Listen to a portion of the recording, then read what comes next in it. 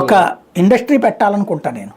పెట్టాలనుకున్నప్పుడు ఈజీగా ఇంకా సింపుల్గా అర్థమయ్యే భాషలో చెప్పాలంటే, ఇదివరకు హైదరాబాద్లో జాబ్ చేస్తున్న నేను విజయవాడలో ఏపీ 24/7 పెట్టినప్పుడు వచ్చా. ఎందుకని? మన రాష్ట్రం బాగుపడాలా, మన రాష్ట్రంలో తొలి ఛానల్, అంతకుముందు తొలి తెలుగు న్యూస్ ఛానల్ TV9లో చేశా స్టార్టింగ్ అప్పుడు. అట్లాగే ఒకప్పుడు శాటిలైట్ ఛానల్స్లో న్యూస్ పెట్టిన తొలినాళ్లలో శాటిలైట్లో రిపోర్టర్గా ఫస్ట్ బ్యాచ్లో చేశా. అట్లా కేబుల్లో కూడా ఫస్ట్ బ్యాచ్లో చేశా. అట్లాగే అట్లాంటిది కాబట్టి ప్రతి దాంట్లో ఫస్ట్ బ్యాచ్లో ఉన్నాం కదా మనం. ఇప్పుడు దీంట్లో కూడా ఫస్ట్ బ్యాచ్ అవుతాం, ఆంధ్రాలో ఫస్ట్ ఛానల్ కాబట్టి.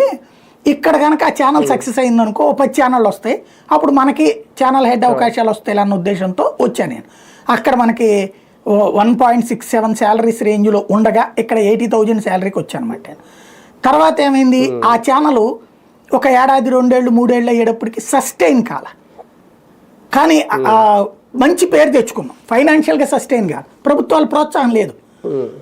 పరిశ్రమే కదా ఒక ఛానల్ అంటే, 300 మందికి ఉపాధి కల్పించింది. మళ్ళీ మా వెంకటకృష్ణ అన్నయ్య బాబు గారికి బాగా క్లోజ్, కానీ ఏం ప్రోత్సాహం ఇచ్చారు? లేదు. పర్యవసానం ఇక్కడ ఛానల్ క్లోజ్ అయితే ఆ 300 మంది బాగా ఇబ్బంది పడింది ఏంటి? అదే హైదరాబాద్లో ఉంటే ఈ ఛానల్ కాకపోతే ఆ ఛానల్, ఆ ఛానల్ కాకపోతే ఈ ఛానల్, అసలు ప్రాబ్లమే లేదు. ఇవాళ మారితే రేపు పొద్దునకాల ఉద్యోగాలు వచ్చేస్తుంటాయి. అదే ఇక్కడికి వచ్చినటువంటి